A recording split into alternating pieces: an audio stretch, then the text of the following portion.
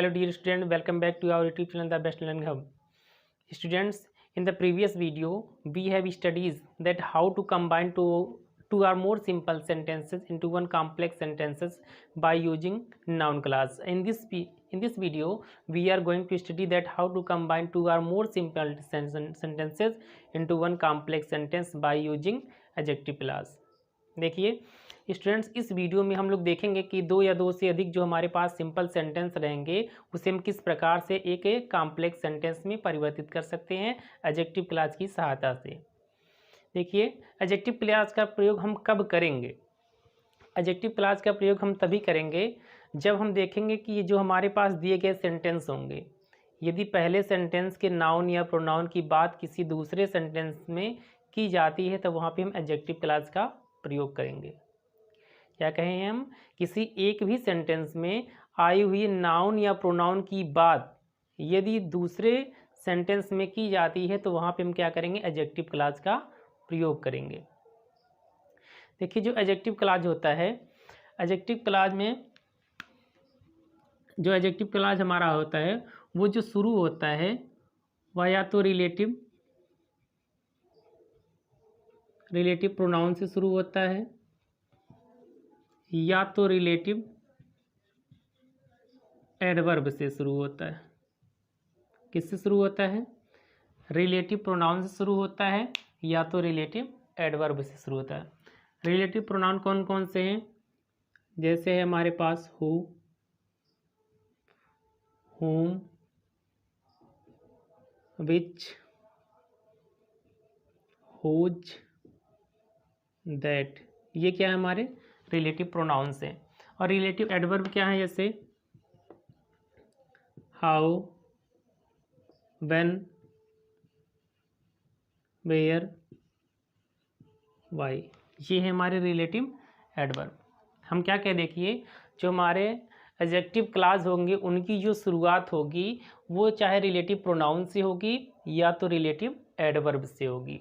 और आप लोगों को ये हमेशा ध्यान में रखना है कि जो हमारा रिलेटिव एडवर्ब आएगा उसके पहले जो उसकी जिसकी भी विशेषता बताई जाती है वो शब्द पहले आया हुआ होना चाहिए। मतलब उसका जो एंटीसीडेंट होना चाहिए, जो पूर्ववर्ती होना चाहिए, जिसकी विशेषता चाहिए, शब्द बताएंगे, वो पहले आना ही चाहिए। अब देखिए, जैसे पहले आप लोग जान, जैसे देखिए यहाँ पे जो रहेगा हु का मतलब भी जो होता है, विच का भी मतलब जो होता है, हुज का मतलब जिसके होता है, दैट का मतलब जो होता है।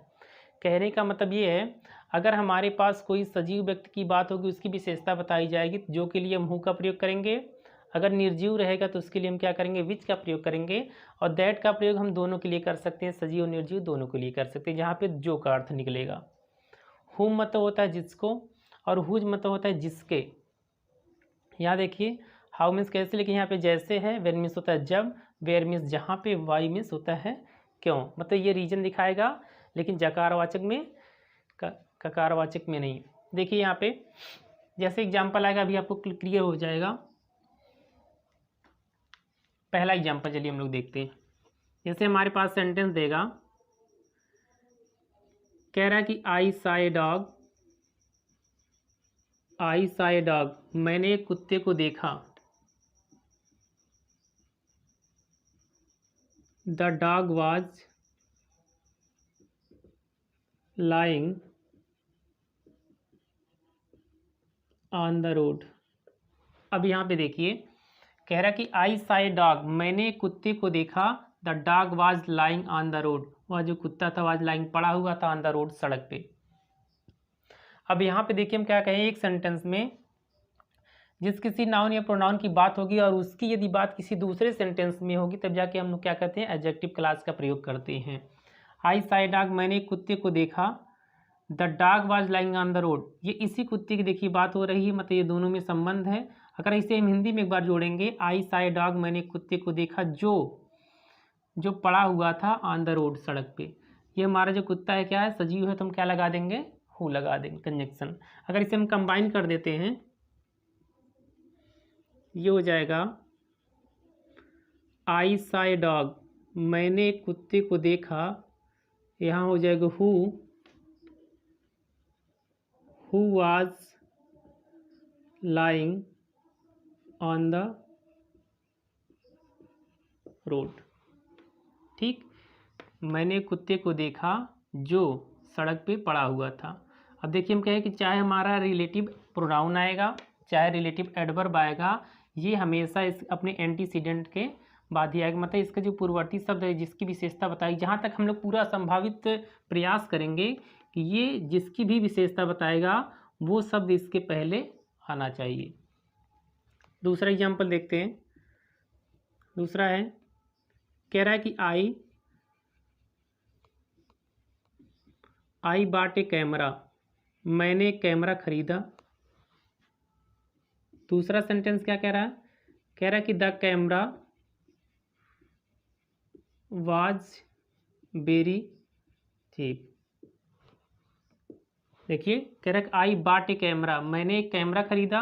The camera was very cheap, जो कैमरा था क्या कैसा था? बहुत ही सस्ता था। अगर हिंदी में हम लोग जोड़ेंगे आई बॉट ए कैमरा, मैंने एक कैमरा खरीदा जो बहुत ही सस्ता था। कैमरा देखिए यहाँ पे निर्जीव है तो हम क्या बताए हैं, निर्जीव के लिए हमेशा विच लगा दीजिएगा, या दोनों में कन्फ्यूजन होगा निर्जीव सजीव में तो हमेशा दैट लगा सकते हैं। इसे यदि हम कंबाइन करते हैं तो क्या हो जाएगा? आई बॉट ए कैमरा, मैंने एक कैमरा खरीदा। यहाँ जो के लिए विच, यहाँ से लगा देंगे विच वाज वेरी चीप, मैंने एक कैमरा खरीदा जो बहुत ही सस्ता था। तीसरा देखिए, तीसरा है this is the school. This is the school, यह स्कूल है।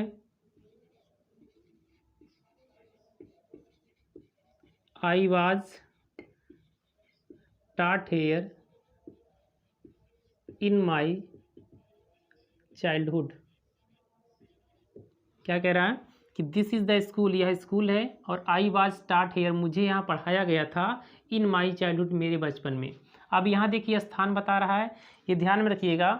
अगर तरीका बताएगा, मैनर बताएगा तो हम हाउ का प्रयोग करेंगे, अगर टाइम बताएगा तो व्हेन का प्रयोग करेंगे, स्थान का बोध कराएगा तो वेयर का प्रयोग करेंगे, रीजन का दिखाएगा तो हम क्या करेंगे, वाई का प्रयोग करेंगे। तो यहाँ पे हम देख रहे हैं ये स्थान ही है, तो स्थान के लिए क्या लगेगा, वेयर। तो ये हो जाएगा दिस इज द स्कूल। अब ये हो गया, यह वही स्कूल है जहाँ, जहाँ के लिए वेयर। इसमें देखिए क्या आया था, हमारा विच आया था, इसमें हु आया था, यहाँ पे क्या आ गया, वेयर। जहाँ, वेयर आई वाज टाट, जहाँ मुझे पढ़ाया गया था। अब हेयर यहाँ की ज़रूरत नहीं क्योंकि स्थानीय खुद ही दिखा गया है, इन माई चाइल्डहुड, जहाँ मुझे बचपन में पढ़ाया गया था। अगला एग्जाम्पल देखिए, चौथा कह रहा है द मैन वाज काट, वह व्यक्ति पकड़ा गया।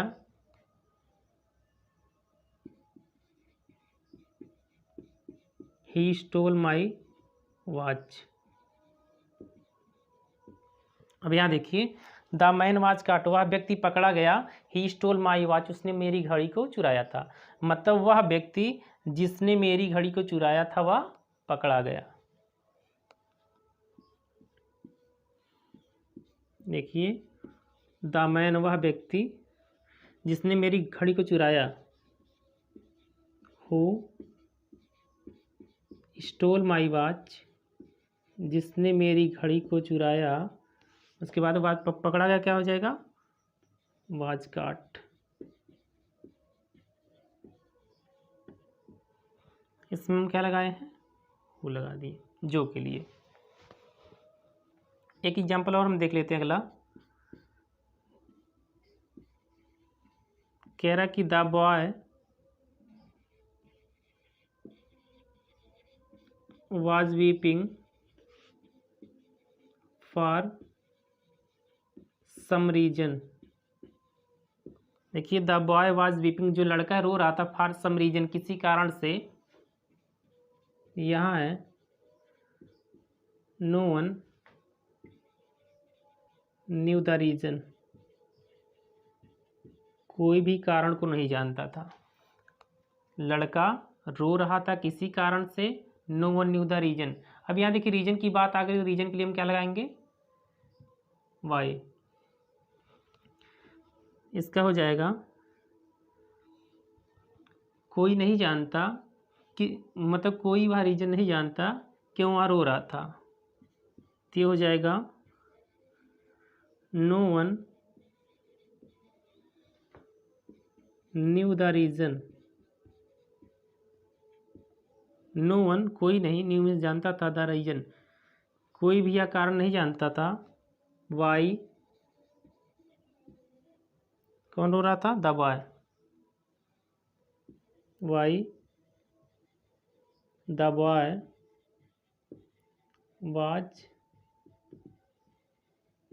वीपिंग।